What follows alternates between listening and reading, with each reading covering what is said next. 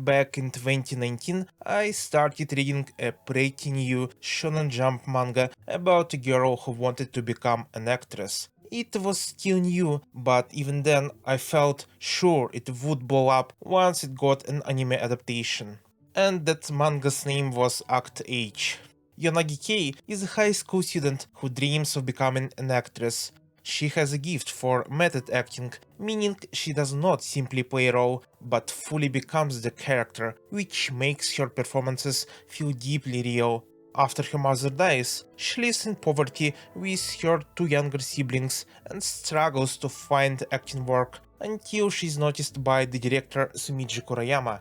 Given that it ran in Shonen Jump and had strong writing and art, it seemed obvious that an anime adaptation was only a matter of time. By June 2020, the manga had sold 3 million copies and a stage play adaptation had been announced.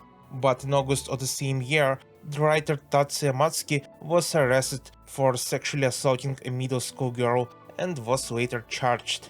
The manga and stage play were quickly cancelled, and the artist Shiro Sasaki released a statement saying she supported the decision. There was a speculation that she might continue the manga on her own, but she decided to leave it unfinished, acknowledging that the story could be painful for the victims. The victims suffered the most, but I also feel sympathy for Sasaki-sensei. She clearly poured herself into the artwork, but because Matsuki's crimes came to light, her career suffered as well. One day she was a rising artist in Japan's biggest manga magazine, and the next it was all gone.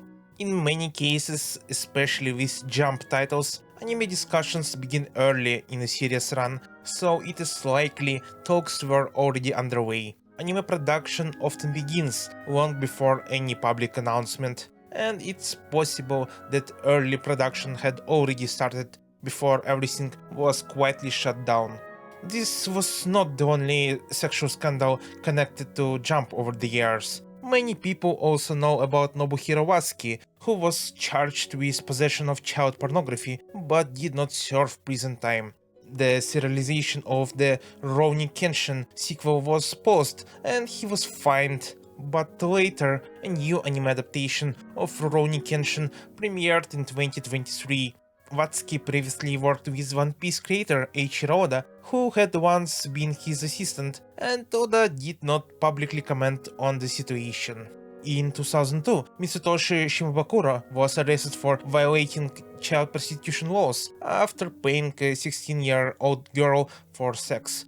His original series was cancelled, but he later returned to Jump and resumed his career. It is disturbing to see the Jump editorial department show so little accountability for working with convicted offenders. But now the situation grew even worse. This time, the controversy involved publisher Shogakukan and its Manga 1 editorial department. According to Anime News Network, manga artist Shoichi Yamamoto was arrested in 2020 for sexually abusing a minor. His manga Daten Sakusen was cancelled as a result. Later, in 2022, Manga 1 began serializing Jojin Kamen, credited to writer Hajime Ichiro and artist Eri Tsuruyoshi.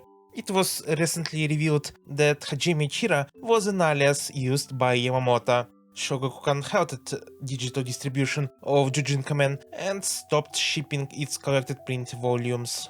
The company apologized to readers and to Tsuruyoshi, who said she learned about Yamamoto's identity through new reports.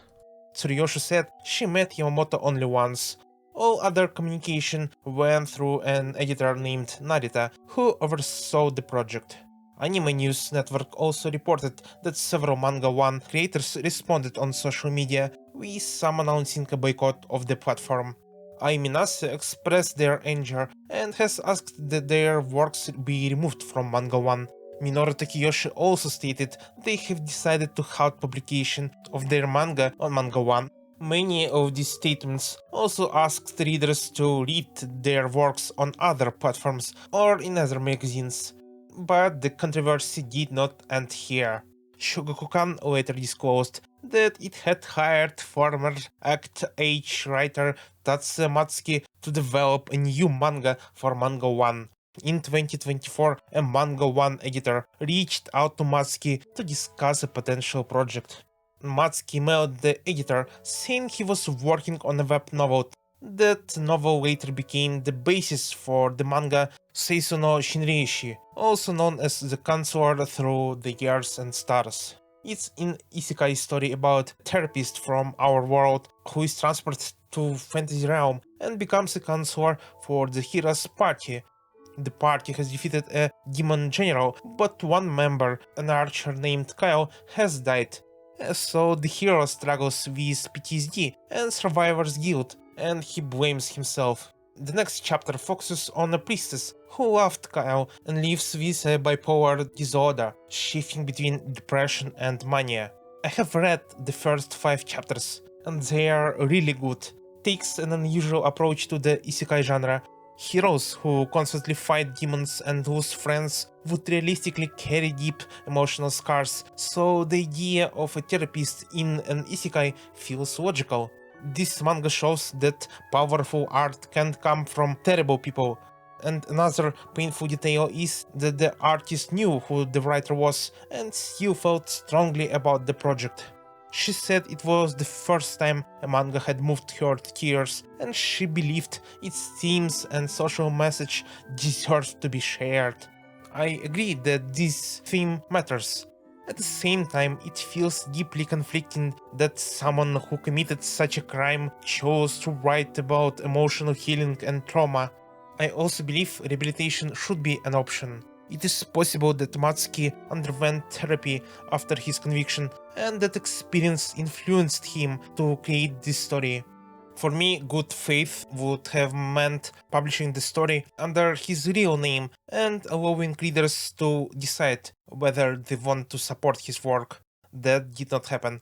Instead, the Manga 1 editorial department concealed his identity and released the story under the pen name Miki Yatsunami. Matsuki expressed his desire to keep on writing, but not wanting to evoke memories of the incident to the victims, leading to the decision of using a pen name. But also, name Miki can be read as Itsuki, which is similar to his last name Matsuki, and Yatsunami is similar to his name Tatsuya. It's almost like he wanted to be caught.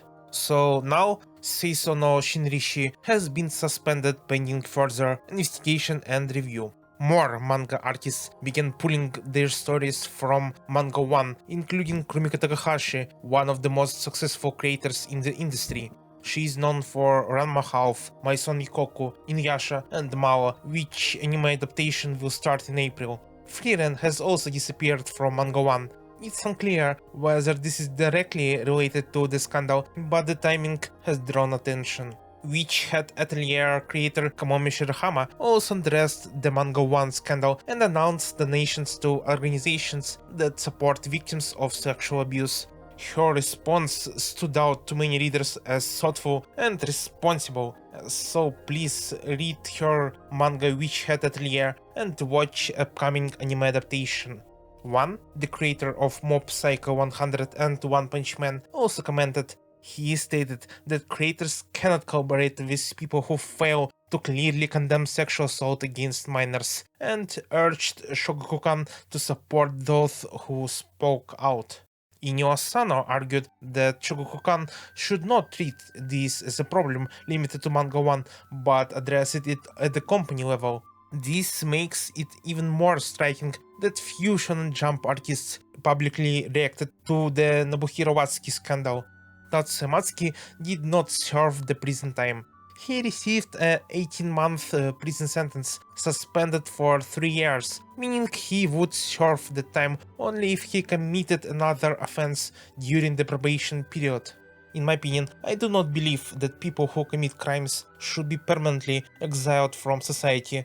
However, writing makes it easy to hide behind anonymity while still gaining influence over readers who may not know the author's past. For that reason, it would be more appropriate for him to publish under his real name on an independent platform. but there is little incentive to do that if he can adopt a pen name and present himself as someone new. After the news broke, some people responded with racist claims, saying that such a behavior is accepted in Japanese culture, and that argument doesn't hold up. If it was culturally accepted, there would be no effort to conceal the names of Matsuki or Yamamoto. For publishers, the decision appears to be driven by profit. A pseudonym functions like a clean state.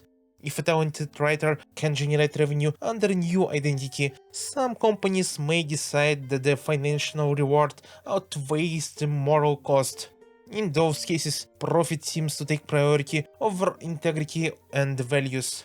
Credit should go to the Shogakukan and Manga 1 artists who spoke out against the editorial department and took a public stand. Company should have understood the risk involved when it chose to work with convicted offenders more than once. One positive outcome is that Act-H artist Shiro Sasaki has found new success with Ichi the Witch, written by Iromakun creator Osamu Nishi. The series is now one of the most popular new manga in Shonen Jump. After the damage to her career, many readers feel that Osazaki deserves this renewed success.